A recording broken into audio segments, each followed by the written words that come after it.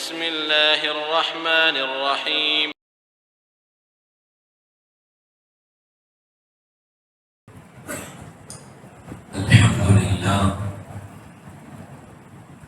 الحمد لله رب العالمين، والصلاة والسلام على سيدنا محمد وآله وصحبه أجمعين.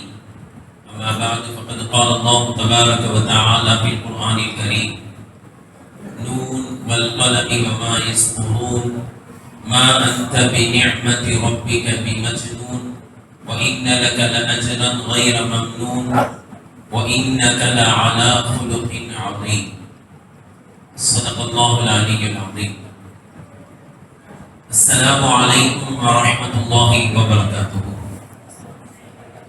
கண்ணியத்திற்குரிய உலமா பெருமக்களே, அல்லாஹ்வின் நல்லடியார்களே, தாய்மார்களே,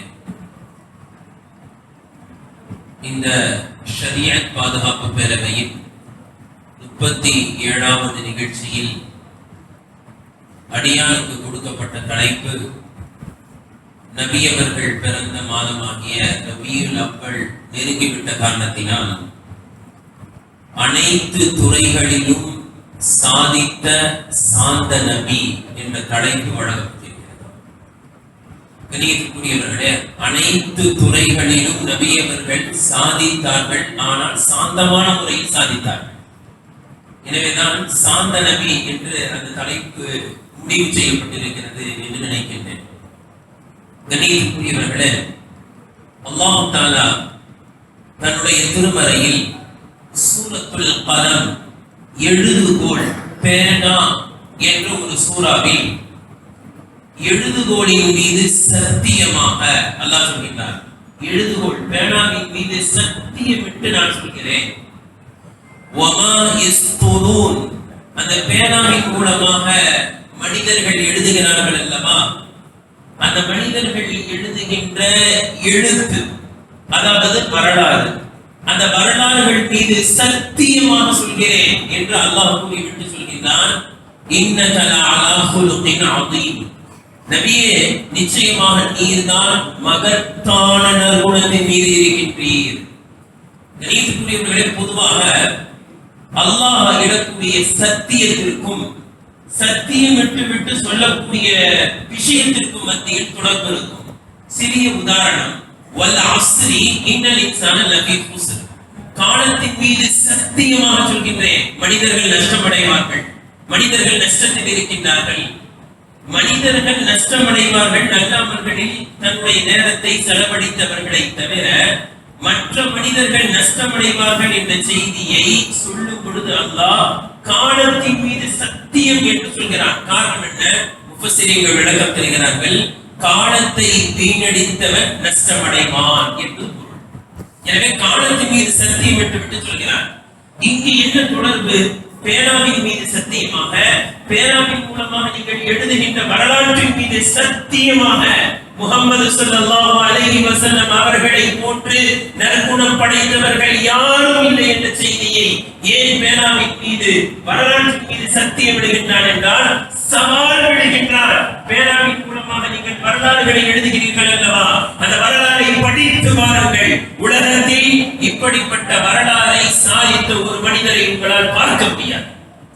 வரலாறு மீது சத்தியம், அந்த வரலாறுகளை எழுதிய பேரர்கள் மீது சத்தியம் விட்டு அல்லாஹ் சொல்கின்றான். வரலாற்றிலே இப்படிப்பட்ட ஒரு மனிதரை உங்களால் பார்க்க முடியாது. அனைத்து துறைகளிலும் சாதித்த ஒரு நபி, சாந்தமான நபி, சாந்த குணத்தை பெற்ற நபி, மகத்தான குணத்தை பெற்ற ஒரு மனிதரை, மனிதரை உங்களுடைய வரலாற்று சுவடுகளில் உங்களால் பார்க்க முடியாது என்பதை அல்லாஹ் தஆலா ஆணித்தரமாக பதிவு செய்கின்றார். கண்ணியத்திற்குரியவர்களே, அல்லாஹ்வின் தூதர் ஸல்லல்லாஹு அலைஹி வஸல்லம் அவர்கள் இஸ்லாத்தை பற்றி சொல்லும் பொழுது அந்த மக்கள் அல்லாஹ்வை பார்க்கவில்லை, நரகத்தை சுத்தத்தை பார்க்கவில்லை, அனைவர்களும் இஸ்லாத்தை தழுவினார்கள். யாரெல்லாம் ஊரை விட்டு விரட்டினார்களோ அந்த அனைவர்களும் இஸ்லாத்தை ஏற்றார்கள். ஏன் தெரியுமா? யாரை பார்த்து தெரியுமா? ஹஜ்ரத் முஹம்மது ஸல்லல்லாஹு அலைஹி வஸல்லம் வாழ்க்கையை பார்த்து. எத்தனையோ தலைவர்கள் கொண்டிருக்கின்றார்கள், எத்தனையோ மத குருமார்கள் கொண்டிருக்கின்றார்கள், அரசியல் தலைவர்கள் ஆன்மீகத்தின் உச்சத்தில் இருந்தவர்கள் எல்லாம் வந்து சென்றிருக்கின்றார்கள். ஆனால் அவர்களிடத்தில் இருக்காது, அரசியல் இருந்தால் ஆன்மீகம் இருக்காது, செல்வ செழிப்பு இருந்தால் பணிவு இருக்காது, பணிவு இருந்தால் அங்கு செல்வ செழிப்பு இருக்காது. ஆனால் அனைத்து நற்குணத்தையும் 100% முழுமையாக பெற்ற ஒரே மாமனிதர் ஹஜ்ரத் முஹம்மது ஸல்லல்லாஹு அலைஹி வஸல்லம். அவர்களை அன்று முதல் இன்று வரை 1400 ஆண்டுகள் மட்டுமல்ல, இந்த உலகம் இருக்கும் வரை பின்பற்றக்கூடிய கோடான கோடி நபர்கள் இருக்கிறார்கள். அவருடைய பெயர் சொல்லப்பட்டால் ஸலவாத் சொல்லக்கூடியவர்கள் அவருடைய பெயரை மொழிவதில் ஒரு புத்துணர்ச்சி பெறுகிறார்கள் என்றால், அப்படிப்பட்ட ஒரு சமுதாயம் கியாமத் நாள் வரை இருக்கும் என்றால் அது ஹஜ்ரத் முஹம்மது ஸல்லல்லாஹு அலைஹி வஸல்லம் அவர்களுக்கு மட்டும்தான். கண்ணியத்திற்குரியவர்களே, தன்னுடைய முன்புள்ள வாழ்க்கையை காட்டி ஃபக்கத் லபித்து ஃபீக்கும் உமரன் மின் கப்லி, உங்களுக்கு முன்னால் நான் வாழ்ந்து காண்பித்திருக்கின்றேனே, அந்த வாழ்க்கையை நீங்கள் பார்க்க வேண்டாமா? நான் உண்மை பேசுவதை தவிர பொய் சொன்னதுண்டா? வாழ்க்கையில் ஒரு முறை கூட பொய் சொன்னதில்லை, யாரையும் ஏமாற்றியதில்லை, சுயநலமாக நடந்து கொண்டதே இல்லை. 100% இவரை நம்பலாம் என்று அமீன் சாதிக் என்று மக்களால் சொல்லப்பட்ட மாமனிதர் ஹஜ்ரத் முஹம்மது ஸல்லல்லாஹு அலைஹி வஸல்லம். 100% இவரை நம்பலாம், நம்முடைய பொருட்களை இவரிடத்தில் கொடுத்து வைக்கலாம். அப்படிப்பட்ட ஒரு பெயரை பெற்றவர்கள் ஹஜ்ரத் முஹம்மது ஸல்லல்லாஹு அலைஹி வஸல்லம். அவர்களுடைய வாழ்க்கையை பார்த்துதான் தன்னுடைய சுய வாழ்க்கையில் பொய் சொல்லாதவர் இறைவனுடைய விஷயத்தில் பொய் சொல்ல மாட்டார் என்று இஸ்லாத்தை எழுதினார்கள். கண்ணியத்திற்குரியவர்களே, எப்படிப்பட்ட பரிசுத்தமான வாழ்க்கை! சொத்து சேர்க்கவில்லை, உண்டு மகிழவில்லை. நபியவர்கள் ஒரே உணவு விருப்பில் 2 வகையான உணவை நபியவர்கள் உண்டதில்லை. வயிறு நிரம்ப வாழ்நாளில் உண்டதில்லை. உடுத்து மகிழவில்லை, அரண்மனைகள் கட்டவில்லை, சொத்து சேர்க்கவில்லை, தன்னுடைய பிள்ளைகளுக்கு எந்த சொத்தையும் விட்டுவிட்டு செல்லவில்லை. அனைத்தையும் இந்த உம்மத்தினருக்காக வழங்கினார்கள். கண்ணியத்திற்குரியவர்களே, மிகப்பெரிய ஆட்சியை பெற்றவர்கள் எந்த விதமான சொத்துக்களையும் சேர்க்காமல் அனைத்தையும் இந்த உம்மத்திற்காக கொடுத்து விட்டு சென்றார்கள். நபியவர்களுக்கு சம்பாதிக்க தெரியாதல்ல, அனைத்தையும் உம்மத்திற்கு கொடுத்தார்கள். கண்ணியத்திற்குரியவர்களே, நபியவர்கள் வாழ்ந்து காண்பித்து அதில் வெற்றி கண்டு முன்மாதிரியாக திகழ்ந்து அனைத்து துறைகளிலும் சாதனை படைத்து சென்றிருக்கிறார். கண்ணியத்திற்குரியவர்களே, நபியவர்கள் சாதனை படைத்த அனைத்து துறைகளிலும் சாதனை படைத்தார்கள். அதில் முக்கியமான சில துறைகள் நபியவர்கள் சாதனை படைத்த துறைகள். அதை நாம் சிந்திப்பது எப்படி தெரியுமா? அந்த துறைகளில் நாம் இப்பொழுது எந்த நிலையில் இருக்கின்றோம் என்ற சிந்தனையோடு நாம் சிந்திக்க கடமைப்பட்டிருக்கின்றோம். கண்ணியத்திற்குரியவர்களே, நபியவர்கள் அனைத்து துறைகளிலும் நீங்கள் முன்னேறி செல்லுங்கள் என்று சொன்னார்கள். முஸ்லிம் ஷரீஃபில் வருகிறது, இஹ்ரிஸ் அலா மா யன்ஃபஉக வஸ்தஇன் பில்லாஹ் வலா தஅஜஸ். நபியவர்கள் சொன்னார்கள், இஹ்ரிஸ் அலா மா யன்ஃபஉக, உங்களுக்கு பயன் தரக்கூடிய அனைத்து விஷயத்திலும் நீங்கள் பேராமல் கொள்ளுங்கள் என்று சொன்னார்கள். உங்களுக்கு பயன் தருகின்ற எந்த துறையாக இருந்தாலும் அந்த அனைத்து துறைகளிலும் பேராசை கொள்ளுங்கள், முன்னேறி செல்லுங்கள், அனைத்து துறைகளிலும் சாதனை படையுங்கள். இதற்கு வஸ்தஇன் பில்லாஹ், அல்லாஹ்விடத்தில் நீங்கள் உதவி தேடுங்கள். உங்களுக்கு பயன் தரக்கூடிய அனைத்து துறைகளிலும் நீங்கள் முன்னேறி செல்ல வேண்டும், சாதனை படைக்க வேண்டும், அல்லாஹ்விடத்தில் உதவி தேட வேண்டும். வலா தஅஜஸ், முடியாது என்று எதையும் சொல்லாது, முன்னேறி செல்லுங்கள். இன்னொரு ஹதீஸ்ல வருது, இன்னல்லாஹ யுஹிப்பு மஆலிமல் உமூரி வ அஷ்ராஃபஹா, உயர்ந்த எண்ணங்களை அல்லாஹ் நேசிக்கின்றான். எண்ணமே உயர்வாக இருக்க வேண்டும், நான் சாதனை படைக்க வேண்டும் என்ற ஆர்வம் இருக்க வேண்டும். வயக்கரு சஃசாஃபஹா, தாழ்ந்த எண்ணத்தை எல்லாம் வெறுக்கிறார். உதாரணத்திற்கு ஒரு முஸ்லிம் எப்படி உருவாக வேண்டும் தெரியுமா? நான் என்னுடைய குடும்பத்திற்கு தேவையானவன், நான் நன்கு படித்து என்னுடைய பெற்றோர்களை நல்லபடி கவனித்துக் கொள்ள வேண்டும் என்ற குறுகிய எண்ணம் இருக்கக்கூடாது. நான் எவ்வளவு உயர வேண்டும் என்றால், நான் என்னுடைய வீட்டிற்கல்ல, என்னுடைய நாட்டிற்கு நான் தேவைப்பட வேண்டும். முன்னேற்றம் எப்படி இருக்க வேண்டும் என்றால், என்னுடைய கருத்து, என்னுடைய சாதனை, என்னுடைய ஆற்றல் இந்த நாட்டிற்கு தேவை என்ற நிலையில் முஸ்லிம்கள் உருவாக வேண்டும்.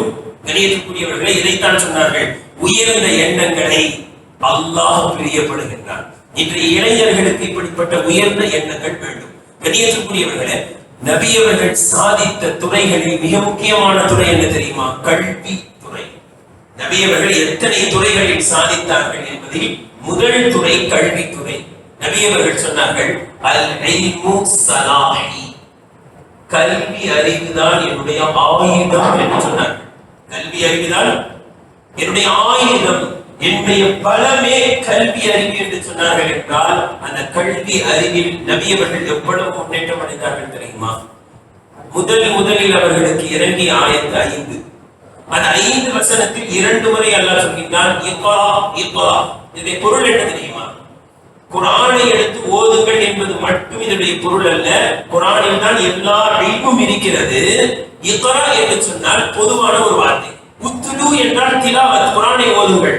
இக்ரா என்று சொன்னால் அனைத்து கல்வியையும் படியுங்கள். இதான் அல்லாஹ் சொன்ன முதல் வகை, முதல் வார்த்தை படியுங்கள். அதிலும் 2 முறை சொன்னான் படியுங்கள். அதிலும் குறிப்பாக 2வது முறை சொல்லும் பொழுது இக்ரா வரப்புக்கல் அக்ரம், படியுங்கள், உங்களை படைத்த ரப்பு மிகவும் கண்ணியமானவன் முடிகிறான். இரண்டுக்கும் மத்தியில் என்ன தொடர்பு? முஃபஸ்ஸிரீன் அழகா சொல்றாங்க, படியுங்கள், உங்களை படைத்த ரப்பு மிகவும் கண்ணியமானவன் என்றால் என்ன பொருள்? படியுங்கள், ரப்பு கண்ணியமானவன், உங்களை கண்ணியமாக வைப்பான். படியுங்கள், உங்களை படைத்த ரப்பு கண்ணியமானவன், படித்தால் உங்களை கண்ணியமாக வைப்பான் என்று முதல் வசனம் நமக்கு போதிக்கக்கூடியதே கல்வித்துறையில் நீங்கள் முன்னேற்றம் அடையுங்கள். கண்ணியத்துக்குரியவர்களே, ஹஜ்ரத் ரசூலுல்லாஹி ஸல்லல்லாஹு அலைஹி வஸல்லம் அவர்கள் பத்ர் கைதிகளை விடுதலை செய்வதற்கிட்ட நிபந்தனை என்ன தெரியுமா? பத்ர் யுத்தம் நடைபெற்ற பத்ர் யுத்தம் முதலில் நடைபெற்ற யுத்தம். அந்த யுத்தத்திலே 70 கைதிகள் பிடிக்கப்படுகிறார்கள். ஆலோசனை நடைபெறுகிறது, என்ன செய்யலாம்? கடைசியாக முடிவெடுக்கப்படுகிறது, விட்டு விடலாம். ஆனால் சுப்ப விட வேண்டாம். அவர்களிடத்தில் இருந்து ஃபிதியா என்று சொல்லப்படக்கூடிய நஷ்டஈடை வாங்கி கொண்டு விட்டு விடலாம். எவ்வளவு நஷ்டஈடு? இன்றைய காலத்தின் கணக்குப்படி 8 லட்சம். எவ்வளவு வாங்கலாம்? ஒரு கைதியிடத்தில் 8 லட்சம் வாங்கிட்டு விட்டுடலாம். முடியாவிட்டால் 6 லட்சம் வாங்கி கொண்டு விட்டு விடலாம். இன்றைய காலத்து கணக்குப்படி சொல்றேன். 4000 திரகம் முடிவு செஞ்சாங்க.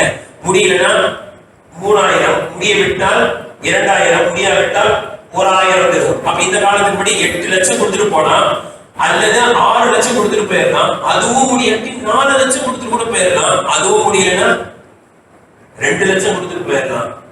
அதுவும் முடியாவிட்டால் நபி அவர்கள் சொன்னது என்ன தெரியுமா? மதீனாவில் இருக்கக்கூடிய 10 பிள்ளைகளுக்கு நீங்கள் எழுத படிக்க கற்றுக் கொடுத்து விட்டால் நீங்கள் சென்று விடலாம். சிந்திக்க வேண்டிய செய்தி என்ன தெரியுமா? இந்த 70 கைதிகளும் அடிக்க வந்தவர்கள். எதுக்கு வந்தவங்க? அடிக்க வந்தவர், படித்து கொடுக்க வந்தவர்கள் இல்லை. அடிக்க வந்தவர்களிடத்தில் கூட படிப்பு இருக்குமானால் படித்துக் கொள்ளுங்கள் என்று சொன்னார்கள். இந்த வந்த 70 கைதிகளும் முஸ்லிம்களா மார்க்க கல்வி கற்றுக் கொள்வதற்கு வந்த 70 பேரும் முஷ்ரிக்கீன்கள், இஸ்லாத்தை எதிர்த்தவர்கள், இஸ்லாமியர்களை எதிர்த்தவர்கள். அவர்களிடத்தில் கூட படிப்பு இருக்குமானால் நீங்கள் படித்து உங்களுடைய படிப்பில் முன்னேறுங்கள் என்று நபி அவர்கள் சொன்னார்கள். ஒரு ஹதீஸ்ல வருது, மா அகல அஹது தஆமன் கத்து கைரம் மின் ஐ யகுல மின் அமலி யதிஹி, தன்னுடைய கரத்தினால் கைத்தொழில் செய்து சம்பாதித்து உண்ணுவதை விட ஒரு சிறந்த உணவு இல்லை என்று நபி அவர்கள் சொன்னார்கள். கைத்தொழில், நீ கைத்தொழில்னா முஸ்லிம்கள் என்ன நினைச்சிருக்காங்க தெரியுமா? படை சுட்டு வைக்கிறது, சைக்கிளுக்கு பஞ்சர் போடுறது, மிஞ்சி போனா பெட்டு கடை வைக்கிறது, செருப்பு கடை வைக்கிறது, இதுதான் நினைச்சிருக்காங்க நினைக்கிறேன். கண்ணியத்துக்குரியவர்களே, ஏரோப்ளேனை இயக்கக்கூடிய ஏரோநாட்டிக் படிப்பிலிருந்து ஏறுகின்ற அக்னிகல்ச்சர் வரை என்னதான் எல்லாமே கைத்தொழில் தான். இன்னைக்கு என்ன முஸ்லிம்களுடைய நிலைமை? கண்ணியத்துக்குரியவர்களே, அனைத்தையும் படியுங்கள். நீங்கள் படித்து செய்யக்கூடிய கைத்தொழில் சிறந்த சம்பாத்தியம் என்று நபி அவர்கள் சொன்னார்கள். மறந்த சமுதாயமாக நாம் இருக்கின்றோம். கண்ணியத்துக்குரியவர்களே, ஹதீஸில் வருகின்றது, அல் ஹிக்மத்து தாலத்துல் முஃமின் என்று சொன்னார்கள். கல்வி ஞானம் இருக்கிறதே, அது முஃமினுடைய காணாமல் போன பொருள் என்று சொன்னார்கள். காணாமல் போன பொருள் ஏன் சொன்னாங்க தெரியுமா? நான் இந்த காலத்துல டக்குன்னு புரியறதுக்கு இருந்தா செல்போன் காணாம போச்சுன்னா என்ன ஆகும் சொல்லுங்க? என்ன அதை தேடி கண்டுபிடிக்கிற வரைக்கும் நிம்மதி வர அப்ப என்ன, ஒரு பொருள் செல்போனே வாங்கல வேற பிரச்சனை, வாங்கின செல்போன் காணும் அப்படி சொல்றாங்க. கல்வி ஞானம் இருக்க அது நீங்க உங்ககிட்ட இருந்தது காணாம போச்சு, நீங்க காணாமல் போன பொருள் செல்போன் காணாமல் போய்விட்டால் பதறுகிறீர்கள். ஒரு நிமிஷம் இல்லாம இருக்க முடியல. கல்வி ஞானம் இல்லை என்றால் நீங்கள் பதற வேண்டும், தேட வேண்டும். சொல்லிவிட்டு சொன்னார்கள், காணாமல் போன பொருள் எங்கு இருந்தாலும் அதை எடுத்துக்கொள்வீர்கள் அல்லவா. செல்போனுக்கும் லெட்டில விழுந்துருச்சு, நல்லதா வச்சு கதவு முடிவு எடுத்து தொடச்சு. கல்வி அறிவு காணாமல் போன பொருள் எங்கு யாரிடத்தில் கிடைத்தாலும் நீங்கள் கற்றுக்கொள்ளுங்கள் என்று சொன்னார்கள். கணியத்துக்குரியவர்களே, இரண்டாவது துறை என்ன தெரியுமா? சாதித்த துறையில் மிக முக்கியமானது வணிகத்துறை. வணிகத்துறை ரசூலுல்லாஹ் சாதிச்ச மாதிரி வணிகத்துல யாராலும் சாதிக்க முடியாது. சுருக்கமாக சொல்கிறேன், இப்பெல்லாம் ரேட்டே பேசாம பேரம் பேசாம ஸ்டிக்கர் ஒட்டிருப்போம், வாங்கிட்டு வந்துட்டே இருக்கும் இல்லையா? என்ன உறுதி? இந்த கடையில ஸ்டிக்கர் ஒட்டிருக்கோம், இதை விட கம்மியா யாரும் விற்க மாட்டாங்க அப்படின்ற நம்பிக்கை என்ன செய்யறோம்? மேரி பிஸ்கெட் 10 ரூபாய், ஆனா அவங்க கிட்ட போனா 9 ரூபாய் 50 பைசா ஒட்டிருப்போம். என்ன செய்வோம்? கண்ணை மூடி வாங்கிட்டு வந்துட்டே இருக்கும்ல. இதை துவங்கி வைத்தவர்கள் ஹஜ்ரத் முஹம்மது ஸல்லல்லாஹு அலைஹி வஸல்லம். ரசூலுல்லாஹ் கிட்ட போய் யாருமே என்ன செய்ய மாட்டாங்க, பேரம் பேசவே மாட்டாங்க. அமீன் சாதிக், அவர் சொன்னால் அந்த விலை கரெக்டா இருக்கும். அவர் ரேட்ட கூட வச்சு விற்க மாட்டார். அவர்கிட்ட பேரம் பேச வேண்டிய அவசியம் இல்லை. கடை விரித்து நபியவர்கள் அமர்ந்தார்கள் என்றால் நபி பட்டம் கிடைப்பதற்கு முன்பு செய்த வியாபாரத்தில் முஹம்மது ஸல்லல்லாஹு அலைஹி வஸல்லம் அவர்கள் வந்து வியாபாரத்தை விரித்தால் அவர்களுடைய சரக்கு தான் மிக விரைவாக சந்தையில் விற்க முடியும். காரணம் என்ன தெரியுமா? அதுக்கு முடிஞ்ச பிறகுதான் அடுத்த வாங்குவாங்க அந்த சரக்கு. காரணம் என்ன? சொன்ன ரேட் கொடுத்து வாங்கிட்டு போவாங்க. இந்த நம்பிக்கையை, இந்த நாணயத்தை உலகத்திற்கு கற்றுக் கொடுத்தவர்கள் ஹஜ்ரத் முஹம்மது ஸல்லல்லாஹு அலைஹி வஸல்லம். ஹோல்சேல் வியாபாரம் டக்கு முடிஞ்சிருக்கு ஆயிரம். இதை கற்றுக் கொடுத்தவர்கள் ஹஜ்ரத் முஹம்மது ஸல்லல்லாஹு அலைஹி வஸல்லம். இதை கற்றுக்கொண்ட சஹாபாக்கள் அப்படியே ஃபாலோ பண்ணாங்க. எந்த அளவுக்கு தெரியுமா? ஹஜ்ரத் உஸ்மான் ரலியல்லாஹு அன்ஹு, இவருடைய பட்ட பேர் என்னங்க? இன்னைக்கு டாடா பிர்லா என்னவோ வாங்கலாம், பட்ட பேரு கனின்னு யாரும் வைக்கிறது இல்லை. எந்த அளவுக்கு செல்வ செழிப்பு இருந்தால் உஸ்மானே கனி. கனினா என்ன அர்த்தம்? பணக்காரர் அர்த்தம். பணக்காரர் செல்வந்தர் என்ற பட்ட பெயரை பெறும் அளவிற்கு ஒரு வணிகத்திலே உயர்ந்த இடத்தை ஹஜ்ரத் உஸ்மான் ரலியல்லாஹு அன்ஹு எத்தினார்கள். ஆனால் நிலைமை என்ன தெரியுமா? ஆரம்பத்துல நிலைமை என்ன தெரியுமா? மக்காவை விட்டு மதீனாவுக்கு வரும்போது ஒரு ஸ்டிக் மட்டும் தான் இருந்துச்சு, ஒரு குச்சியோட தான் வந்தாங்க உஸ்மான் ரலியல்லாஹு. அதே போல அப்துல் ரஹ்மான் இப்னு அவுஃப் ரலியல்லாஹு அன்ஹு சொல்லாம இருக்க முடியாது. மிகப்பெரிய வணிகர், மிகப்பெரிய செல்வ செழிப்பை எத்தினார்கள். ஆனா விஷயம் என்ன தெரியுமா? ஹிஜ்ரி 2ஆம் ஆண்டு நடந்த பத்ர் யுத்தத்திலே அப்துல் ரஹ்மான் இப்னு அவுஃப் ரலியல்லாஹு கால் வெட்டப்பட்டு நொண்டியாக ஆகிவிட்டார்கள். இப்ப ஹிஜ்ரி 2இல் நொண்டி கொண்டே பல கோடிக்கு அதிபதியானார்கள் அப்துல் ரஹ்மான் இப்னு அவுஃப் ரலியல்லாஹு. உஸ்மான் கிட்ட கேட்கப்பட்டுச்சு, உஸ்மான் அவர்களே, நீங்க மக்காவை விட்டு மதீனாவுக்கு வரும்போது ஒரு குச்சியோட தான் வந்தீங்க, இவ்வளவு பெரிய செல்வந்தரா மாறினதுக்கு என்ன காரணம்? எங்க இருந்து இந்த பாடத்தை கத்துக்கிட்டீங்க அப்படின்னா அவங்க சொன்னாங்க, 5 விஷயத்தை நீங்கள் வியாபாரத்தில் பேடுங்கள், அந்த வியாபார துறையிலே நீங்கள் சாதனை படைக்கலாம். நான் 5 பின்பற்றேன். கணிதக்குரிய இன்னைக்கு கூட நீங்க நெட்ல போய் 5 கோல்டு ரூல்ஸ் அப்படின்னு டைப் பண்ணீங்கன்னா 5 வந்துடும், இங்கிலீஷ்லயே வந்துடும். அது என்ன 5 ரூல்ஸ்? கோல்டு ரூல்ஸ், பொன்னான 5 விஷயங்கள். என்ன தெரியுங்களா? ஃபர்ஸ்ட் சொன்னாங்க, குந்து ஆலிஜு, வியாபாரத்தை நானே நேரடியாக இருந்து சிகிச்சை செய்வேன் அப்படின்னு அர்த்தம். அதுல வரக்கூடிய பிரச்சனைகளை நேரடியா நானே நின்று பேசி பண்ணுவேன். இன்னைக்கு கொஞ்சம் வியாபாரம் கொஞ்சம் நல்லா ஆகி முடமுடன் ட்ரெஸ் போட்டாருன்னா முடிஞ்சு போச்சு, கல்ல வர மாட்டேன், கடை பக்கம் போக மாட்டேன். அது அவங்க பார்த்துக்கோங்க, இவங்க பார்த்துக்கோங்க. இன்னும் சைட் பிசினஸ் நிறைய இருக்கிற மாதிரி காட்டிடுவாரு. கடை பக்கம் போறதே இல்லை. கடை யார் திறப்பான்? கடைக்காரன் திறப்பான்.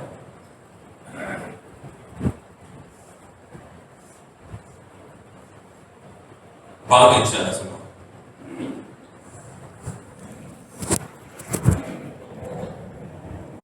கண்ணியத்திற்குரியவர்களே, ஹஜ்ரத் உஸ்மான் ரலியல்லாஹு அன்ஹு சொன்ன 5 விஷயத்தில் முதலாவது விஷயம் குந்து ஆலிஜு, வியாபாரத்தை நானே போய் என்ன செய்வேன், அதுல தலையிட்டு சரி செய்வேன். இரண்டாவது சொன்ன விஷயம் உனம்மி, அதை நான் வளர்ச்சியின் பாதையில் கொண்டு செல்வேன். அப்படின்னு அர்த்தம், கிடைக்கக்கூடிய லாபத்தை மீண்டும் முதலீடாக ஆக்குவேன். இன்னைக்கு என்ன நடக்குது? வருமானம் 30,000, செலவு 40,000. இப்படி வளர்ச்சி எங்க போகும்? நம்பி வளர்ச்சிக்காக வேண்டி நான் என்னுடைய லாபத்தை மீண்டும் முதலீட்டாக ஆக்குவேன். மூன்றாவது சொன்னார்கள், வலா அஸ்தரி ரிபஹன், சிறிய லாபத்தையும் பொருட்படுத்த மாட்டேன். அதாவது சிறிய லாபத்தையும் அலட்சியப்படுத்த மாட்டேன். அப்படின்னு அர்த்தம், சிறிய லாபம் தான் வைப்பேன். ஒரு பொருளை சின்ன லாபம் தான் கிடைக்கணும், அதையும் விற்பேன். சிறிய லாபம் வைத்து தான் விற்பேன். இதனால என்ன ஏற்பட்டுச்சு? நாலாவது சொல்றாங்க, வலா அஷ்தரி ஷைஹன், நான் ஷைஹன் சொன்னா வயதானவங்க சொல்லுவாங்க, அதாவது பழைய பொருளை வாங்க மாட்டேன். என்கிட்ட என்னதான் இருக்கும்? புது புது மாடல் சரக்கு தான் இருக்கும். ஏன்னா நான் கொஞ்சம் லாபம் தான் விற்கிறேன்னா சரக்கு ஃபுல்லா கடகடன் காலி ஆயிரும். புதிய சரக்கு என்ன செஞ்சுக்கிட்டே இருப்பேன், வாங்கிட்டே இருப்பேன். பழைய ஸ்டாக் என்கிட்ட இருக்காது. இது நாலாவது. ஐந்தாவது சொன்னார்கள், என்னுடைய தொழில் எப்பவுமே ரெண்டா இருக்கும். ஒரு தொழிலை நம்பி இருக்க மாட்டேன், அது போச்சுன்னா இன்னொன்று இருக்கும் எனக்கு. இப்படி நான் என்னுடைய வியாபாரத்தில் முன்னேறினேன். கணியத்துக்குரியவர்களே, உருவாயுன் அபின் ஜாத் என்ற சஹாபி, ரசூலுல்லாஹி ஸல்லல்லாஹு அலைஹி வஸல்லம் அந்த சஹாபி எப்படிப்பட்ட சஹாபின்னு சொன்னா, திண்ணை தோழர், வீடு வாசல் இல்லாத ஒரு சஹாபி. அவரை கூப்பிட்டு சொன்னாங்க, பக்ரீத் வந்துருச்சு, எனக்கு ஒரு ஆடு வாங்கிட்டு வாங்கன்னு சொல்லி தங்க நாணயம் கொடுத்தாங்க. ஒரு தங்க நாணயம் இப்ப உள்ள ரேட்டுக்கு 16,000க்கு சமம். 16,000க்கு ஒரு ஆடு வாங்கினா எப்படிப்பட்ட ஆடு வாங்க முடியும்? நல்லா கொடுத்து ஆடு வாங்க முடியுமா இல்லையா? இப்ப கூட அதை கொடுத்து ஒரு ஆடு வாங்கிட்டு வாங்கன்னு சொன்னா அந்த சஹாபி போய் ஒரு தீனார்ல, ஒரு தங்க காசுல 2 ஆடு வாங்கிட்டாரு. 2 ஆடு வாங்கி அதே சந்தையில பக்கத்துல வச்சு ஒரு ஆடு 1 தீனாருக்கு வித்துட்டாரு. ஒரு ஆடை 1 தீனாருக்கு வித்து ஒரு தீனாரையும் கொண்டு வராரு, ஒரு ஆட்டை கொண்டு வந்து கொடுக்குறாரு. யார சொல்லலாம், தீனார பாக்கெட் ஆனா சஹாபாக்கள் இல்லையா, கொண்டு வந்து ஆட்டையும் கொடுக்குறாங்க, கொடுத்து 1 தீனாரையும் கொடுக்குறாங்க. சொல்லுங்க, ஆச்சரியம், என்ன 1 தீனார் தானே கொடுத்தேன், ஆடு வாங்க சொன்னா ஆடு வாங்கிட்டு வந்திருக்கீங்க, 1 தீனாரும் கொண்டு வந்திருக்கீங்க. அந்த சஹாபி நடந்தது சொன்னாங்க. யார சொன்னா, நீங்க கொடுத்த 1 தீனார்ல 2 ஆடு வாங்கி ஒரு ஆட்டை அங்கேயே என்ன செஞ்சேன், 1 தீனாருக்கு வித்தேன். ரசூலுல்லாஹ் எதுவுமே சொல்லல, தடுக்கல. ஏன் இப்படி பண்ணீங்கன்னு சொல்லல. மாறாக, யா அல்லாஹ், உருவா இனி செய்யக்கூடிய வியாபாரத்தில் பறக்கச் செய்வாயாக. நாங்க திண்ணை தோழராக இருந்த அந்த சஹாபி கூஃபாவின் மிகப்பெரிய செல்வந்தராக மாறினார். வியாபாரத்துறையிலே நீங்கள் சாதனை படையுங்கள், நபி அவர்கள் வலியுறுத்துகிறார்கள். கணியத்துக்குரிய அதே போன்று வேளாண்மை துறை, இதை சுருக்கமாக நான் சொல்ல விரும்புகிறேன். வேளாண்மை துறையை ரசூலுல்லாஹ் மாதிரி ஆதரிச்சது யாருமே இருக்க முடியாது உலகத்துல. அதற்கு சுருக்கமாக 2 ஹதீஸ் சொல்ற பாருங்க. ரசூலுல்லாஹ் சொல்றாங்க, நீங்க ஒரு மரத்தை நட்டீங்கன்னா அதுல இருந்து குருவி கொத்தி சாப்பிட்டாலும் உங்களுக்கு சதகாவுடைய நன்மை. சிந்திச்சு பார்க்கணுமா? அத ஒரு பிராணி சாப்பிட்டாலும் சதகாவுடைய நன்மை. ஒருத்தர் சேதப்படுத்திட்டான், ஒரு மாம்பழத்தை அடிச்சு ஒரு மாம்பழம் கீழே உழுந்து செஞ்சிருச்சு, மண்ணோட மண்ணா போச்சு, அதுக்கும் சதக்காங்க. சாப்பிட்ட திருடி கொண்டு போயிட்டான், நைட்டோட நைட்டா என்ன செஞ்சுட்டான், திருடி எடுத்து, அதுக்கும் சதக்காவுடைய நன்மைன்னு சொன்னாங்க. இன்னொரு ஹதீஸ் சொன்னா ரொம்ப ஆச்சரியப்படுவீங்க. உங்களிடத்திலே ஒரு மரக்கன்று கையில இருக்கு, கியாமத் நாள் வந்துருச்சு, சூர் ஊதிட்டாங்க, கியாமத் உலகம் அழியுது, வானம் இடியுது, வானம் உடையுது, சூரியன் சந்திரன் மோதுது, உலகமே அழியுது. கையில என்ன இருக்கு, ஒரு மரக்கன்று. அதை நட்டு வைக்க முடிந்தால் நட்டு விடுங்கன்னு சொன்னாங்க. இதுல என்ன பல படிப்பினைகள் என்ன தெரியுமா? ஒரு முஃமின் ஒரு நிமிடத்தை கூட வேஸ்ட் பண்ணக்கூடாது. இரண்டாவது செய்தி என்ன தெரியுமா? கியாமத் நாள் வரை விவசாயம் வேளாண்மை துறை நடைபெற்றுக் கொண்டே இருக்க வேண்டும் என்று நபி அவர்கள் வலியுறுத்தியிருக்கிறார்கள். இரண்டாவது செய்தி. மூன்றாவது செய்தி என்ன தெரியுமா? கியாமத் நாளுடைய சமீபத்தில் இருக்கிறோம், உலகம் அழிய போகுது என்பதற்காக வேண்டி பயந்து உலக காரியத்தை கூட செய்யாம விட்டாருங்க. நிறைய பேர் என்ன தெரியுமா, இப்ப வாலிபர்கள் தஜ்ஜால் வந்துட்டானா படிக்க மாட்டான், சரியா? கியாமத் நாள் அழிய போதான், வரப்போதான், எதுக்கு படிச்சு என்ன பண்ண போறோம்? இல்ல, ரசூலுல்லாஹ் சொல்றாங்க, உன்னுடைய கரத்தில் கன்று இருந்தால் கூட உலகமே அழிந்தாலும் அதை நட்டு வை. அது நீ கண்ட நடுறது ஆசிரியத்துடைய வேலை பெருசா சொல்ல முடியாது. உலக வேலை தான், உலக வேலையை சரியா செய், ஒரு நிமிஷத்தை கூட வேஸ்ட் பண்ணாத என்று ரசூலுல்லாஹி அவர்கள் சொல்லி இருக்கின்றார்கள். கணியத்துக்குரியவர்களே, இதே போன்று நீதித்துறை எடுத்துக்கொண்டால் அல்லாஹ் அக்பர், நபியவர்கள் சாதனை படைத்ததை போன்று யாராலும் சாதனை படைக்க முடியாது. நீதித்துறை உங்களுக்கு எல்லாம் தெரியும். மஹ்சூமியா என்ற கிளையை சார்ந்த ஃபாத்திமா என்ற பெண்மணி திருடி விட்டார்கள். சிபாரிசு செய்வதற்கு ஒரு சஹாபி வந்தாங்க. உயர்ந்த குலத்து பெண்மணி திருடிட்டாங்க. கையை வெட்டினா என்ன செய்யும்? எல்லாருக்கும் தெரியும். இந்த பெண்ணு திருடிச்சு, இந்த பெண்ணு திருடிச்சுன்னு கையை வெட்டினா தெரியுமா? இல்லை, இன்னைக்கு கையை வெட்டினா எவனா திருடுவானா? திருடாதீங்க, அது ரொம்ப இழிவு. உயர்ந்த குலத்து பெண். ரசூலுல்லாஹ்வுடைய முகம்லாம் செவந்துருச்சு. உங்களுக்கு எல்லாம் தெரியும். மெம்பர் படியின் மீது ஏறி சொன்னார்கள், முந்திய சமுதாயம் அழிந்து போனது இதனால்தான். அவர்களில் உள்ள செல்வந்தன் தவறு செய்தால் வெட்டு விடுவார்கள், ஏழை தவறு செய்தால் குற்றத்திற்கான தண்டனையை வழங்குவார்கள். இதனால் தான் முன் சென்ற சமுதாயம் அழிந்து போனார்கள் என்று சொல்லிவிட்டு சொன்னார்கள், நினைவில் வையுங்கள், என்னுடைய மகள் ஃபாத்திமா திருடி இருந்தாலும் கையை வெட்டுவேன் என்று சொன்னார். அப்ப நீதித்துறை எப்படி இருக்க வேண்டும்? நீதித்துறை விதிக்கின்ற சட்டங்கள் எப்படி இருக்க வேண்டும் என்றால் சமத்துவமாக இருக்க வேண்டுமே தவிர சமயத்துவம் வாய்ந்தவைகளாக இருக்கக்கூடாது. நீதித்துறை எப்படி இருக்க வேண்டும்? சமத்துவம் வாய்ந்ததாக இருக்க வேண்டுமே தவிர சமயத்துவம் வாய்ந்தவைகளாக இருக்கக்கூடாது என்ற அடிப்படை சட்டத்தை ஹஜ்ரத் முஹம்மது ஸல்லல்லாஹு அலைஹி வஸல்லம் அவர்கள் தான் சொல்லி தந்தார்கள் உலகத்திற்கு. கண்ணியத்துக்குரியவர்களே, ஹஜ்ரத் அலி ரலியல்லாஹு அவர்கள் அவர்கள் மூலமாக ஷுரை என்பவர் இஸ்லாத்தை ஏற்றார். நல்ல கவனிக்கணும். ரசூலுல்லாஹ் காலத்திலேயே முஸ்லிம் ஆயிட்டாரு, ஆனா ரசூலுல்லாஹ் பார்க்கல. அவர் எப்படி இஸ்லாத்தை ஏற்றார் தெரியுங்களா? அந்த ஷுரை என்பவருக்கு நீதம் ரொம்ப பிடிக்கும். அலிரலியல்லாஹு போய் அவருக்கு தோதும் என்ன செஞ்சாங்க, இஸ்லாமிய மார்க்கம் குர்ஆன் ஹதீஸ் எவ்வளவு நீதத்தை போதிக்குதுன்னு நீதி செலுத்த வேண்டும் என்று அல்லாஹ் சொல்லக்கூடிய ஆயத்தா ஓதி வச்சாங்க. அவர் முஸ்லிம் ஆயிட்டார். இவ்வளவு நீதத்தை போதிக்கிற இஸ்லாம் முஸ்லிமாக மாறினார். முஸ்லிமா மாறின அந்த ஷுரை மிகப்பெரிய நீதிபதியாக காதியாக மாறிவிட்டார். இப்ப அலி ரலியல்லாஹு ஆச்சு. யார் நீதிபதி? அலி ரலியல்லாஹு அவர்கள் மூலமாக இஸ்லாத்தை தழுவிய அவர் காதியாக இருக்கிறார். அலி ரலியல்லாஹு உருக்கு சட்ட காணும். உங்களுக்கு தெரியும், ஒரு யூதன் அதை திருடி வைத்திருந்தான். கேஸ் போது அலிரண்ட கேட்கிறாரு, யாரு? முஸ்லிமானவர் கேட்கிறாரு, சாட்சி என்ன? குன்பூர் என்ற அவருடைய அடிமை சாட்சி, அடிமையுடைய சாட்சி எடுத்துக்கிற இன்னொரு சாட்சி வேணுங்க. என் பையன் ஹசன் தான் சாட்சி. ஹசன் உங்க பையன் சொல்றதெல்லாம் ஏற்க முடியாது, உங்க பையன் உங்களுக்கு தான் சொல்லுவாரு, வேற யாராவது வேணும். அப்ப அலிரண்ட சொன்னாங்க, என் பையன் யார் தெரியுமா? சையீதா ஷபாபி அஹ்லில் ஜன்னா, சொர்க்கத்தினுடைய வாலிபர்களுக்கு தலைவர்னு ரசூலுல்லாஹ் சொன்னாங்களே, தெரியாதா உங்களுக்கு? சொர்க்கத்து வாலிபரின் தலைவர் சொல்றாரு, இந்த உருகு சட்டை இருந்துதான் ஏத்துக்க மாட்டீங்களா? அப்ப காதி ஷுரை என்ன சொன்னாரு, சையீதா ஷபாபி அஹ்லில் ஜன்னா, என் நம்பிக்கை சாட்சி கரெக்டா இருக்கும், ஏத்துக்க மாட்டாங்க. உருகு சட்டை அவரோட எடுத்து பழகிட்டாங்க. அப்பதான் அவரு இந்த நீதத்தை பார்த்து முஸ்லிம் ஆயிட்டாரு. கணியத்துக்குரிய நீதம் செலுத்த வேண்டும் என்பதை இஸ்லாம் இவ்வளவு போதிக்கிறது. ஹஜ்ரத் உமர் ரலியல்லாஹு அன்ஹு காலத்துல ஜபலா இப்னுல் ஐஹம் என்பவர் இஸ்லாத்தை தழுவுகிறார். ஒரு பெரிய மன்னர் இஸ்லாத்தை ஏற்றுக்கொண்டு தவாப் செய்யறார். தவாப் செய்யும் போது லுங்கி என்ன செய்வோம்? லுங்கி கட்டணமோ, லுங்கி கட்டிதான் ஆகணும் இல்லையா? வேஷ்டி, தைக்கப்படாத வேஷ்டியை கட்டணும். அவர் கட்டிக்கிட்டு அப்படியே தவாப் செய்யும் போது என்ன ஆச்சு, பின்னாடி வந்த ஒரு சாதாரண மனிதர் மிதிச்சுட்டு நமக்கு அவரை பரிசு கட்டிக்க அவரு மிதிச்சு விட்டானே கோவப்பட்டு படாத ஒரு அற வச்சார். கேஸ் எங்க போயிடுச்சு? உமரனியா காலம், உமர்கிட்ட போயிடுச்சு. என்ன செஞ்சாரு? அரைஞ்சாரு. உங்களை திருப்பி நீங்களும் அரையணும். தீர்ப்பு அரசரை பார்த்து செய்ய, நீ அரசரா இருந்தா யாரா இருந்தா எதுக்கு நீ அரைஞ்ச? ஒரு நாள் டைம் கொடுங்க. உமரன் சொன்னாங்க, அவர் அறைவாத அல்லது அவரை மன்னிக்கணும், ரெண்டு ஏதாவது ஒண்ணு. அவர் சொல்லிட்டாரு, நான் மன்னிக்க மாட்டேன், நான் அறைவேன்.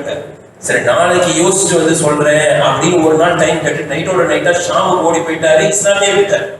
நீ இஸ்லாத்தை விட்டாலும் சரி, நீதத்தோடு நடந்து கொள்பவன் தான் முஸ்லிமாக இருக்க முடியும். கணியத்துக்குரியவர்களே, அதே போன்று பிற்படுத்தப்பட்டவருடைய நலத்துறையும் ஒன்று இருக்கு. பிற்படுத்தப்பட்டவர்களுடைய நலத்துறையும் ஒரு துறை இருக்கு. இந்த துறையில ரசூலுல்லாஹி ஸல்லல்லாஹு அலைஹி வஸல்லம் எவ்வளவு சாதிச்சாங்க தெரியுமா? அல்லாஹ் அக்பர். கணியத்துக்குரியவர்களே, ஹஜ்ரத் ரசூலுல்லாஹி ஸல்லல்லாஹு அலைஹி வஸல்லம் அவர்களை முதலில் ஏற்றுக்கொண்டவர்களும் அவருடைய குடும்பத்தார்கள் தான். முதலில் கடுமையாக எதிர்த்தவர்களும் அவருடைய குடும்பத்தார்கள் தான். ஏன் தெரியுமா? ரசூலுல்லாஹி ஸல்லல்லாஹு அலைஹி வஸல்லம் உயர்ந்த குலத்துல பிறந்திருக்காங்க. ரசூலுல்லாஹ் சொல்றாங்க, உயர்ந்த குலம் என்று தாழ்ந்த குலம் என்று எதுவும் கிடையாது. அரபிக்கும் ஒரு அஜமிக்கும் மத்தியில் எந்த வேறுபாடும் இல்லைன்னு என்ன செய்யறாரு? உயர்ந்த குலம் என்று அதற்கு மதிப்பு இல்லைன்னு சொல்றாருன்னா உயர்வு தெரிவிச்சாங்க. கணியத்துக்குரியவர்களே, ஹஜ்ரத் பிலால் ரலியல்லாஹு அன்ஹு அவர் கருப்பர் என்பதற்காக வேண்டி தாழ்த்தப்பட்ட சமுதாயமாக இருந்த அவரை உயர்ந்த சமுதாயமாக நபி அவர்கள் உயர்த்தினார்கள். மக்கா வெற்றி பெறுகிறது, காபத்துல்லா தன்னுடைய கைவசத்தில் வருகிறது. கணியத்திற்குரியவர்களே, அனைவர்களும் காபத்துல்லாவை சுற்றி சூழ்ந்து இருக்கின்ற அந்த வேளையிலே காபத்துல்லாவுடைய கதவு திறக்கப்படுகிறது. ரசூலுல்லாஹி ஸல்லல்லாஹு அலைஹி வஸல்லம் அவர்கள் யார் தேடுறாங்க தெரியுமா? ஐன பிலால். பிலால் எங்கேயோ இருக்கிறாங்க. ரசூல் யார் தேடுறாங்க? பிலால் எங்கே? அழைத்து கொண்டு காபத்துல்லாவுக்குள்ள யாரையும் கூட்டு போல, யாரெல்லாம் கூட்டு போனாங்க? பிலால் மட்டும்தான் கூட்டு போனாங்க. கூட்டு போயிட்டு வெளியில வந்து, பிலாலே காபத்துல்லாவின் மீது ஏறி நின்று பாம்பு சொல்லுங்கள். காபத்துல்லா மேல ஏறாங்க, யாரால ஏற முடியல, பிலால ஏற முடியல. பக்கத்துல யார் நின்னா? ஹஜ்ரத் உமர் ரலியல்லாஹு நிக்கிறாங்க, ஹஜ்ரத் அபூபக்கர் ரலியல்லாஹு நிக்கிறாங்க. வரலாற்றுல வருது, பிலால் ரலியல்லாஹு அவர்கள் உமர் ரலியல்லாஹுடைய வலது தோள் புஜத்தின் மீது தன்னுடைய வலது காலை வச்சாங்க. அபூபக்கர் சித்திக் ரலியல்லாஹு மீது தன்னுடைய இடது காலை வச்சு என்ன செஞ்சா? காபத்துல்லா மேல ஏறாங்க.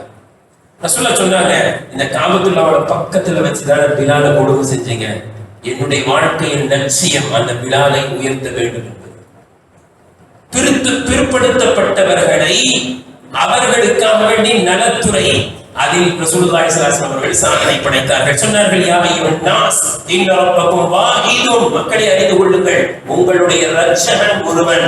வ இன்ன அபாக்கும் வாஹிதுன், உங்களுடைய தந்தையும் ஒருவன் தான், ஒருவர் தான். ஹஜ்ரத் ஆதம் அலைஹிஸ்ஸலாம் அவருடைய பிள்ளைகள் தான். நீங்கள் அனைவர்களும் சமம். அலா லா ஃபضل لعربي على عجمي, எந்த ஒரு அஜமிக்கும் அஜமியை விட எந்த ஒரு அரபிக்கு அந்தஸ்து கிடையாது. கணியத்திற்குரியவர்கள், எந்த கருப்பவருக்கு எதிராக வெள்ளையனுக்கு சிவத்தவனுக்கு எந்த ஒரு சிறப்பும் கிடையாது என்பதாக அல்லாஹ்வின் தூதர் ஸல்லல்லாஹு அலைஹி வஸல்லம் அவர்கள் பிற்படுத்தப்பட்ட அந்த சமுதாயத்தை கூட உயர்ந்த சமுதாயமாக ஆக்கினார்கள். கணியத்திற்கு இதே போன்று ராணுவத்துறை, இதுல எவ்வளவு பெரிய சாதனை தெரியுமா? இன்னைக்கும் ஆராய்ச்சியாளர்கள் சொல்றாங்க, பெஸ்ட் ராணுவ வீரர் ஹஜ்ரத் முஹம்மது ஸல்லல்லாஹு அலைஹி வஸல்லம். அவர்களை விட நுணுக்கமான ராணுவ தந்திரத்தை அறிந்தவர்கள் இந்த உலகத்தில் யாரும் இருக்க முடியாது. சுருக்கமாக சொல்கிறேன், நம்மளை விளைக்கலாம். ரசூலுல்லாஹி ஸல்லல்லாஹு அலைஹி வஸல்லம் 10 ஆண்டு காலம், மதீனாவுடைய 10 ஆண்டு காலத்துல யுத்தம் நடைபெற்றது. எத்தனை யுத்தம் தெரியுமா? 27 யுத்தத்தில் நபியவர்கள் நேரடியாக கலந்து கொண்டார்கள். 10 ஆண்டுல எத்தனை யுத்தம்? 27 யுத்தத்தில் நேரடியாக கலந்து கொண்டார்கள். 38 போர் படையை அனுப்பி வைத்தார்கள். மொத்தம் 65 யுத்தங்கள். எத்தனை ஆண்டுல? 10 ஆண்டில் 65 யுத்தத்தை சந்தித்தார்கள். ஆனால் 9 யுத்தத்தில் தான் சண்டை நடந்தது. மீதமெல்லாம் சமாதானமாக முடிந்தது. அந்த நடைபெற்ற 9 யுத்தத்தில் எத்தனை முஸ்லிம்கள் ஷஹீதானார்கள் தெரியுமா? 259 முஸ்லிம்கள் மட்டுமே ஷஹீதானார்கள். மொத்த சஹாபாக்கள் எத்தனை பேர் ஷஹீதானாங்க? 259 சஹாபாக்கள் மட்டுமே ஷஹீதானார்கள். மாற்று மருத்துவர்கள் எத்தனை பேர் கொல்லப்பட்டார்கள் தெரியுமா? வெறும் 759 நபர்கள் 10 ஆண்டுல.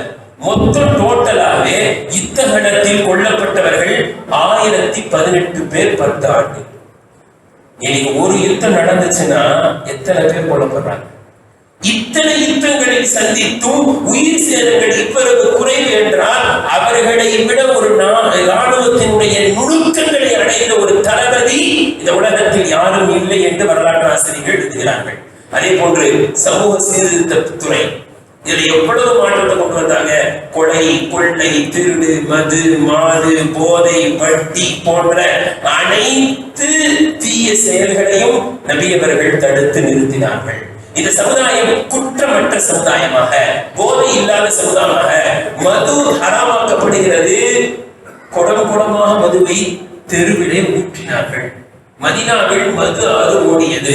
கையில் எடுத்தவன் வைத்து விட்டான், வாயில் குடிப்பதற்கு வாயில் வைத்தவன் துப்பி விட்டார்கள் சஹாபாக்கள். என்றால் எப்படிப்பட்ட ஒரு சமூக சீர்திருத்தத்தை நபியவர்கள் மேற்கொண்டார்கள் என்பதை நாம் பார்க்க வேண்டும். சமூக சீர்திருத்த துறையிலும் நபியவர்கள் சாதனை படைத்தார்கள். இதே போன்று இன்னொரு துறை இருக்கிறது, மகளிர் உரிமை துறை, மகளிர் மேம்பாட்டு துறை என்று ஒரு துறை இருக்கிறது. இதுல நம்ம சொல்ல வேண்டிய அவசியமே இல்லை. ரசூலுல்லாஹ் சொன்னாங்க, அல் ஜன்னத்து தஹ்தா அக்தாமில் உம்மஹாத், சொர்க்கம் எங்க இருக்கு அப்படின்னா இது தாய்மார்களுடைய அந்தஸ்து மட்டுமல்ல, பிள்ளைகளுடைய சொர்க்கத்துக்கு தாய் தான் பொறுப்புன்ற அர்த்தமா இருக்குது. ஒரு தாயை பார்த்து பிள்ளைகள் சொர்க்கத்துக்கு செல்லக்கூடிய பிள்ளைகளாக மாற வேண்டும். ஒன்று.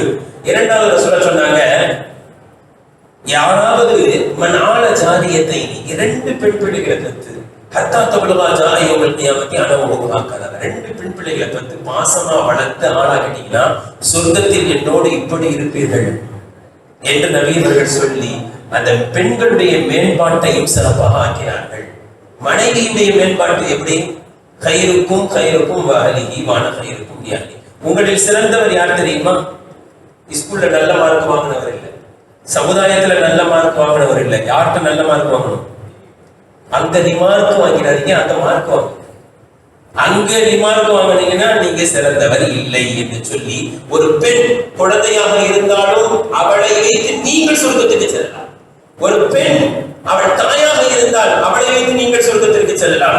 ஒரு பெண் மனைவியாக இருந்தால் நீங்கள் சிறந்தவராக மாறலாம். அனைத்தும் பெண்களை வைத்துத்தான் மேம்பாடு என்று பெண்களை மேன்மைப்படுத்தினார்கள் ஹஜ்ரத் முஹம்மது ஸல்லல்லாஹு அலைஹி வஸல்லம் அவர்கள். இதே போன்று பொதுப்பணித்துறை அல்லாஹ் அக்பர் என்னென்னலாம் சொல்லிட்டாங்க. ஒரு முஸ்லிம் ஒரு சகோதரரை பார்த்து புன்முறுவல் பூப்பது கூட நீங்கள் செய்யக்கூடிய சதகா ஒரு தொண்டு என்று சொன்னார்கள். சதகாவுக்கு என்ன அர்த்தம் வைக்கலாம்? தொண்டு என்று அர்த்தம் வைக்கலாம். நீங்கள் தொண்டு செய்யுங்கள். ஒரு முக்மினை பார்த்தால், ஒரு சகோதரனை பார்த்தால் நீங்கள் புன்முறுவல் பொருள் சிரித்த வண்ணம் அவரை சந்தியுங்கள், அது ஒரு தொண்டு. நன்மை ஏற்பது ஒரு தொண்டு, தீமையை தடுப்பது ஒரு தொண்டு, பாதை தெரியாதவருக்கு பாதை காட்டுவது ஒரு தொண்டு. ரசூலுல்லாஹி ஸல்லல்லாஹு அலைஹி வஸல்லம் சொன்னார்கள், பார்வை இல்லாத குருடருக்கு ரோடு கிராஸ் பண்ணி விடுறது அதுவும் ஒரு தொண்டு. தெருவிலே பாதையிலே கிடைக்கின்ற முள் கல்லை எடுத்து ஓரத்தில் போடுவது கூட ஒரு தொண்டு. உங்களுடைய வாளியில் இருக்கின்ற தண்ணீரை எடுத்து மற்றவருக்கு கொடுப்பது அதுவும் ஒரு தொண்டு. நீங்கள் உங்களுடைய சகோதரனுக்கு அவருடைய வாகனத்தில் அவரை ஏற்றி விடுவது ஒரு தொண்டு. அவருடைய சரக்கு சாமான்களை எடுத்து கொடுப்பது. பஸ் ஏற ஒரு மூதாடி ரொம்ப லக்கேஜ் எடுத்து பஸ்ஸுக்குள்ள வச்சுட்டு வந்தீங்கன்னா அதுவும் நீங்கள் செய்யக்கூடிய ஒரு தொண்டு. ஒரு கலிமத்து தய்யிபா சதகா, நீங்கள் சொல்லக்கூடிய ஒரு நல்ல வார்த்தை. உங்களால உதவி செய்ய முடியல, சில சமயங்கள் கஷ்டமான நேரத்துல காசுலாம் தேவைப்படும். காசு கொடுத்து உதவாட்டி கூட சில பேர் நல்ல வார்த்தை ஆறுதல் சொல்லுவாங்க. அதை அவரால் வாழ்க்கையில் மறக்கவே முடியாது. ரசூலுல்லாஹ் சொல்றாங்க, நல்ல வார்த்தையை சொல்வது கூட சதகா, அதுவும் ஒரு தொண்டு. இப்படியாக பொதுப்பணித்துறையில இந்த சமுதாயத்தை இறக்கினார்கள். பொதுப்பணிகளையும் நபியவர்கள் செய்தார்கள். அன்னை கதீஜா ரலியல்லாஹு அன்ஹா சொல்லும்போது இப்படி சொல்லுவாங்க, இல்லாதவர்களுக்காக வேண்டியே நீங்கள் சம்பாதித்தீர்கள். தக்ஸிபுல் மஅதூம், இல்லாத நீங்க உங்களுக்கு சம்பாதிச்சீங்க இல்ல, தக்ஸிபுல் மஅதூம், இல்லாதவர்களுக்கு கொடுப்பதற்காக வேண்டியே நீங்கள் சம்பாதித்தீர்கள். இன்னைக்கு யாராவது அப்படி சம்பாதிக்கிறாங்களா? நமக்கு போக மீதிதான் மத்தவங்களுக்கு. ஆனா ரசூலுல்லாஹ் சம்பாதிச்சது எப்படி சம்பாதிச்சாங்க? மஅதூம், இல்லாதவர்களுக்கு கொடுக்கணும் என்பதற்காக வேண்டி நீங்கள் சம்பாதித்தீர்கள் என்று சொன்னால் பொதுப்பணித்துறையில் நபியவர்கள் எவ்வளவு பெரிய சாதனையை படைத்தார்கள் என்று நாம் பார்க்கலாம். இதே போன்று மனித வள மேம்பாடு, இதுல எவ்வளவு பெரிய சாதனை தெரியுங்களா? அல்லாஹ் அக்பர். கண்ணியத்துக்குரியவர்களே, பசித்தவர்கள் யாரும் இருக்கக்கூடாது. எவ்வளவு பெரிய மேம்பாடு! ரசூலுல்லாஹி ஸல்லல்லாஹு அலைஹி வஸல்லம் அவர்கள் ஹதீஸ்ல சொன்னாங்க இல்லையா, அடுத்த வீட்டார் பசித்து இருக்க வயிறு நிரம்ப சாப்பிடுவன் உண்மையான ஒரு முஃமினாக இருக்க முடியாது. பக்கத்து வீட்டுக்கார பசியோட இருக்கக்கூடாது, ஆடை இல்லாமல் யாரும் இருக்கக்கூடாது, கல்வி இல்லாமல் யாரும் இருக்கக்கூடாது. எந்த அளவுக்கு என்று சொன்னால் கடனும் யாரும் வச்சுட்டு போகக்கூடாது. ரசூலுல்லாஹி ஸல்லல்லாஹு அலைஹி வஸல்லம் ஆரம்ப காலம் எப்படி இருந்துச்சுன்னா, கடன் இருந்தால் என்ன செய்ய மாட்டாங்க, ஜனாசா வந்தா நம்ம கூட ஹதீஸ்ல இருக்கா இல்லையா, சொல்றோமா இல்லையா, ஒருத்தர் மூத்த போயிட்டாரா என்ன செய்யக்கூடாது, அவருடைய குறைகளை பற்றி பேசக்கூடாது என்று சொன்ன நாயகம் அவர்கள் மையத்து வந்தா கேட்பாங்க, கடன் இருக்கான்னு கேட்பாங்க, விட மாட்டாங்க. கடன் இருக்குன்னு இல்லைன்னு சொல்லிட்டா தொலை வச்சிருவாங்க. இருக்குன்னு சொன்னா அடுத்த கேள்வி என்ன தெரியுமா, அதை நிவர்த்தி செய்வதற்கு எதையாவது இருக்குதா? 1 லட்சம் கடன்னா பேங்க் அக்கௌண்ட் 1 லட்சம் இருக்கா, எதாவது வித்து கொடுக்க முடியுமா, ஏதாவது இருக்கான்னு கேட்பாங்க. இருக்குன்னு சொன்னாலும் தொலை வச்சிருவாங்க. இல்ல கடன் இருக்கு, அதை நிறைவேற்றுவதற்கு உண்டான எந்த சொத்தும் இல்லைன்னா உங்களை யாராவது தொலை வச்சிருக்கீங்க, நான் தொலை வைக்க மாட்டேன்னு சொல்லுவாங்க. ஆனால் மனித விட மேம்பாடு எவ்வளவு உயர்த்தினார்கள் என்று சொன்னால், கடைசி காலத்தில் இப்படி சொல்லுவாங்க, உங்களில் யாராவது மரணித்து அப்படி மரணிக்கும் பொழுது சொத்து செல்வத்தை விட்டு சென்றால் அது உங்களுடைய வாரிசுக்கு சொந்தம், யாராவது கடனை விட்டு சென்றாலோ அல்லது ஏழையான குடும்பத்தை விட்டு சென்றாலோ என்னிடத்தில் வரட்டும், அவருடைய கடனை நான் அடைக்கிறேன், அவருடைய ஏழையான பிள்ளைகளை நான் வளர்க்கும் பொறுப்பை எடுக்கிறேன் என்று சொன்னார்கள். என்று சொன்னால் மனித வள மேம்பாடை நபி அவர்கள் எவ்வளவு மேம்படுத்தினார்கள். யாராவது உங்களுக்கு தேவைகள் என்கிட்ட வாங்க, தேவையுடையவர்கள் இருந்தால் வாருங்கள், நான் உங்களுக்கு செய்கிறேன். யாருக்கு என்ன தேவை இருந்தாலும் ரசூலுல்லாஹி கேட்பாங்க. ரசூலுல்லாஹி இல்லைன்னு சொன்னதே இல்லை வாழ்க்கையில. இப்படிப்பட்ட ஒரு மனிதரை பார்க்க முடியுமா? ஒரு குளிர் காலத்துல குளிர் கூடிய ஒரு இடத்துக்கு ரசூலுல்லாஹ் போனாங்க. அதிகாலை நேரம் குளிருது. ஒரு பெண்மணி அதை பார்த்துட்டு ஒரு போர்வை கொண்டு வந்து தந்தா, யார் ரசூலுல்லாஹ் போத்திக்கிறேன். அதை பார்த்து சஹாபி உடனே யார சொல்ல அந்த போர்வை எனக்கு தாங்க. அந்த பெண்மணி கொடுத்துட்டு போட அடுத்த நிமிஷம் இந்த சஹாபி கேட்கிறார். கேட்டா ரசூலுல்லாஹ் இல்லைன்னு சொல்லுவாங்க. உடனே தூக்கி அந்த போர்வையை கொடுத்துட்டாங்க. அந்த மஜ்லிஸ் முடிஞ்ச உடனே அந்த சஹாபி திட்டினாங்க. ரசூலுல்லாஹ் குளிருதுன்னு சொல்லிதான் அந்த பெண்மணி கொடுத்தாங்க. அதை போய் உடனே கேட்கறீங்களே, கேட்டா ரசூலுல்லாஹ் தராம இருக்க மாட்டாங்கன்னு உங்களுக்கு தெரியுமே, ஏன் கேட்டீங்க அப்படின்னு எல்லாரும் அந்த சஹாபியை திட்டும் போது அந்த சஹாபி சொன்னாங்க, அந்த போர்வை ரசூலுல்லாஹ் மேல பட்டுச்சு, அதை என்னை கஃன் துணியா ஆக்கிக்கலான்னு தான் கேட்டேன், மற்றபடி நான் ஆசைப்பட்டு கேட்கிறேன். எப்பொழுதும் இல்லை என்று சொல்லவில்லை. யார் கடனை விட்டு சென்றால் என்னிடத்தில் வாருங்கள், கடனை நான் அடைக்கிறேன் என்று சொல்லும் அளவிற்கு மனித வள மேம்பாட்டு துறையிலும் அல்லாஹ்வின் தூதர் ஸல்லல்லாஹு அலைஹி வஸல்லம் அவர்கள் இந்த மனித சமுதாயத்தை மிக உயர்ந்த அந்தஸ்திற்கு கொண்டு சென்றார்கள். பசி இல்லாத சமுதாயம் உருவாக்கி காண்பித்தார்கள். கணியத்திற்குரியவர்களே, அதே போன்று மருத்துவத்துறையில எவ்வளவு முன்னேற்றம். நீங்க எந்த சுண்ணத்தின்படி செஞ்சாலும் என்ன செய்யாது, நோய் வர. நீங்க சுண்ணத்தை விட்டதுனாலதான் நோய் வருது. சுருக்கமாக ஒன்றை சொல்கிறேன். முழு செய்யும் போது இந்த சுண்ணத்துல மருத்துவம் இருக்கிறது என்பதெல்லாம் விளங்குறது. குழந்தை பிறந்தா என்ன செய்யணும், மொட்டை அடிக்கணும்னு ஒரு சுண்ணத்து இருக்கு. நிறைய பேர் பயப்படுறாங்க, 7வது நாள்லயே எப்படி மொட்டை அடிக்கிறது, பயப்படுறமா இல்லையா? ஆனா இது எவ்வளவு மருத்துவ குணங்கள் இருக்கு தெரியுமா? மொட்டை அடிச்சா 7வது நாள் நீங்க மொட்டை அடிச்சீங்க தைரியமா அப்படின்னா அதிலிருந்துதான் 5 புலன்கள் அந்த குழந்தைக்கு தெளிவடைகிறது. கண் பார்வை கூர்மை அடையும். அந்த குழந்தை பிறந்த அப்படின்னு மக்களா தெரியும். மொட்டை அடிச்சுன்னா கண் பார்வை வெளிச்சமாயிடும், காது நல்லா கேட்க ஆரம்பிக்கும், நாக்களை டேஸ்ட் பார்க்கக்கூடிய சுவை திறன் நாக்களை அதிகரிக்கும். அப்பதான் அந்த குழந்தை பாலை உறிஞ்சி குடிக்கும். இப்படி 5 புலன்கள் தலையில் எல்லாம் வைத்திருக்கின்றால் மொட்டை அடிக்கும் பொழுது 5 புலன்களும் அது புத்துணர்ச்சி அடைகிறது. நீங்க சுண்ணத்தை ஃபாலோ பண்ணீங்கன்னா அவ்வளவு சிறப்பு. கணியத்திற்குரியவர்களே, சுண்ணத் என்று சொன்னதால் ஒரு சின்ன விஷயத்தை சொல்றேன் பாருங்க. நீங்க கணியத்திற்குரியவர்களே, ரசூலுல்லாஹி ஸல்லல்லாஹு அலைஹி வஸல்லம் மன் தமஸ்ஸக பிசுன்னதி இன்த ஃபஸாதி உம்மதி ஃபலஹு அஜ்ரு 100 ஷஹீத்.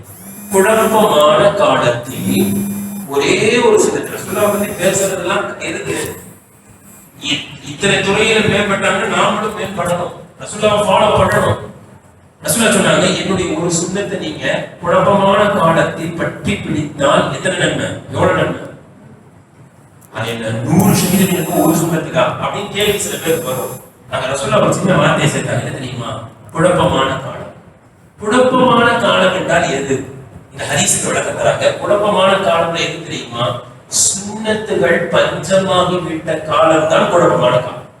சுன்னத்தின்படி செயல்படுத்த ஆள் இருக்க மாட்டாங்க, சுன்னத்தான முறையில செயல்பட ஆள் இருக்க மாட்டாங்க. அதுதான் ஃபஜ்ருடைய முன் சுன்னத் தொழுகிறது இல்லை, அதுதான் குழப்பமான காலம். சுன்னத்துகளை விட்டீர்கள் என்றால், நபியவர்களை பின்பற்றுவதை விட்டால் அதுதான் குழப்பமான காலம்.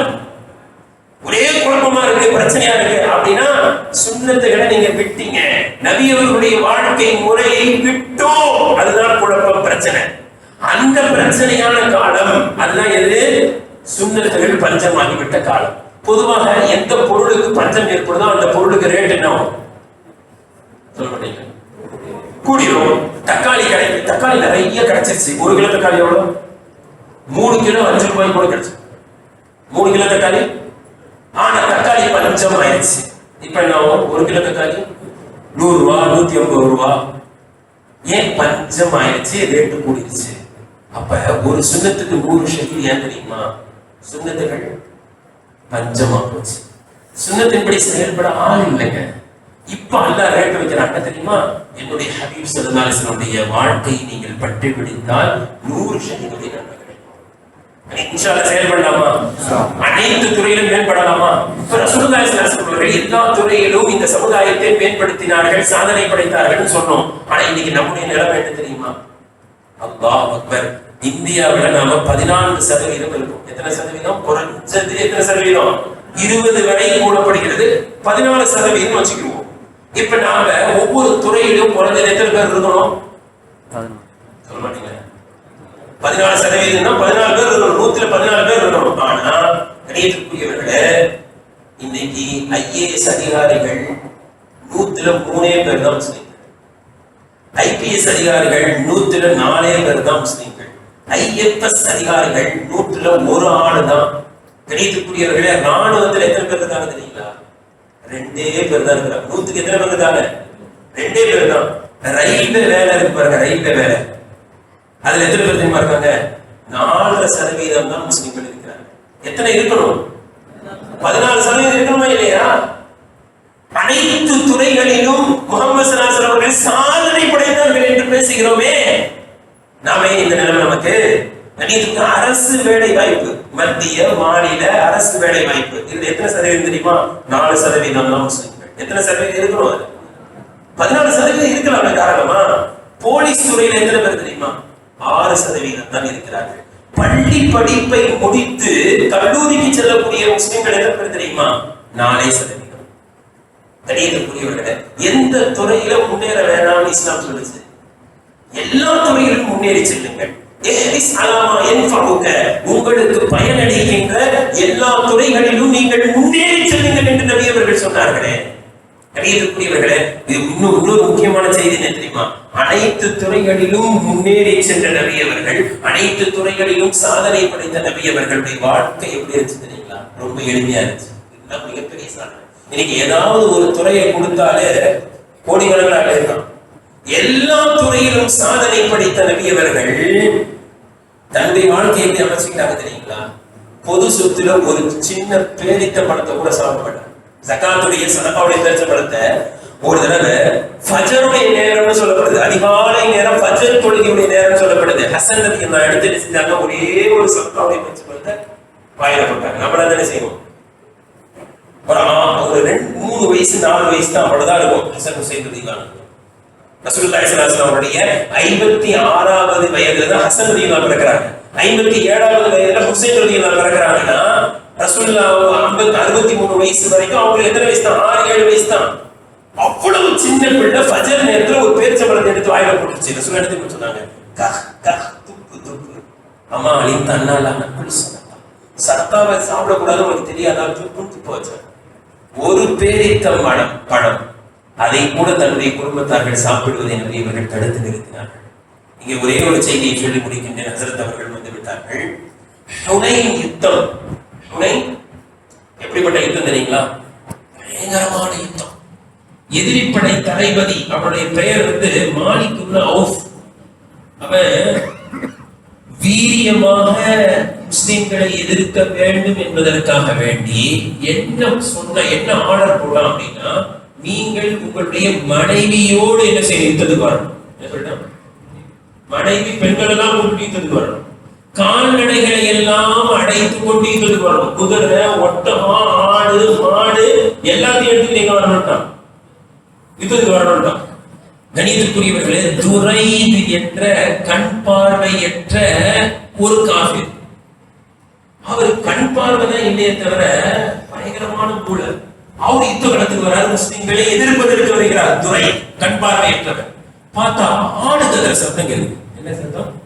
போர் களத்துல என்ன சத்தம் கேக்குது? ஆடு கத்துற சத்தம், மாடு கத்துற சத்தம் கேக்குது.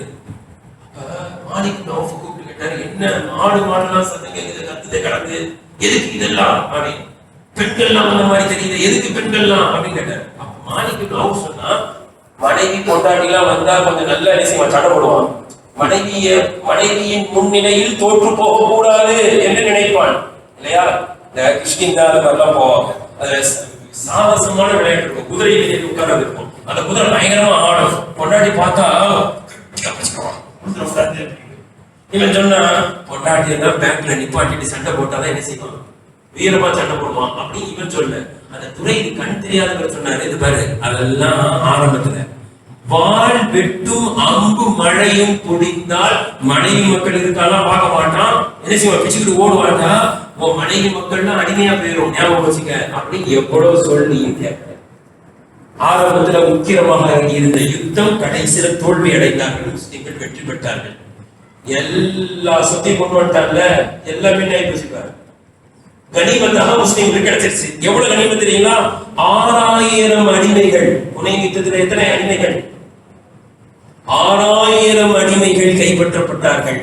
24,000 ஒட்டகங்கள். எத்தனை ஒட்டகம்? 24,000 ஒட்டகம். 40,000 ஆடுகள். எவ்வளவு? 40,000 ஆடுகள். 4,000 ஊக்கியா. 4,000 ஊக்கியான இப்ப உள்ள கணக்குப்படி 489 கிலோ வெள்ளி, ஏறத்தாழ 500 கிலோ வெள்ளி. இவ்வளவு கனிமத்தை கிடைச்சிச்சு. ரசூலுல்லாஹி ஸல்லல்லாஹு அலைஹி வஸல்லம் எல்லாத்தையும் பங்கு வச்சு, ரசூலுல்லாஹ்வுக்கு 5ல 1 கிடைக்கும், அதையும் பங்கு வச்சு கொடுத்தாங்க. கடைசியில யுத்தத்தை முடிச்சுட்டு போகும்போது ஒரு ஒட்டகத்தினுடைய திமிழில் இருந்த முடியை இழுத்து அந்த முடியல நம்ம பாஷையில வேற சொன்னாங்க, பாருங்க இத கூட என் வீட்டுக்கு நான் கொண்டு போல அப்படின்னு சொல்லிட்டு போனாங்க. இவ்வளவு கனிமத் பொருள் எல்லாத்தையும் பங்கு வச்சு கொடுத்துட்டு கடைசியில அந்த யுத்த இடத்தை விட்டு சேரான என்ற இடத்தை விட்டு செல்லும் பொழுது ஒட்டகத்துடைய முடிகளை பிடித்து இழுத்து முடியை காண்பித்து கையை உயர்த்தி காண்பித்து சொன்னார்கள், மக்களே இந்த முடியை கூட என்னுடைய வீட்டிற்கு நான் எடுத்து செல்லவில்லை என்று சொல்லிவிட்டு நபி அவர்கள் சென்றார்கள். என்றால் எவ்வளவு பரிசுத்தமான வாழ்க்கை நபி அவர்கள் மேற்கொண்டார்கள் என்பதை சிந்திக்க கடமைப்பட்டிருக்கின்றோம். அல்லாஹ் தஆலா நம் அனைவர்களையும் எல்லா துறைகளிலும் சிறந்தவர்களாக அல்லாஹ் தஆலா நம்மை ஆக்கி அருள் செய்வானாக. வாஹிரு தஅவானா அல்ஹம்துலில்லாஹி ரப்பில் ஆலமீன்.